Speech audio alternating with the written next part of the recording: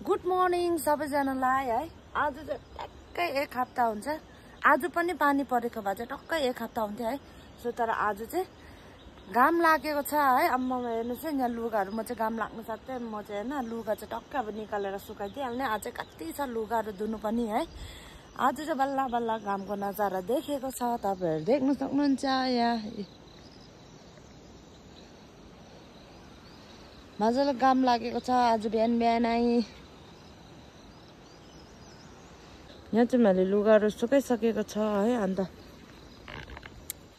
यो लुगा चाहिँ मैले धुएको चाहिँ टक्कै 6 दिन भयो। जस्तै पानी पर्यो त्यस्तो मैले त्यही दिनै लुगा धुएको थिएँ है। अन्त अब पुरा मैले हुन्छ नि अब यस्तो स्टिल आज नि चिसै छ है, पानी पानी छ है। अन्त आज चाहिँ घाम लागेर चाहिँ आज चाहिँ यो चाहिँ मजाले सुक्नेवाला छ है। तर वेदर मौसमको त के भरोसै छैन अहिले।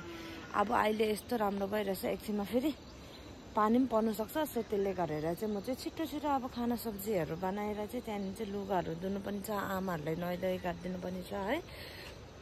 फेरि भरे पानी पऱ्यो भने फेरि खत्तम हुन्छ नि त होइन।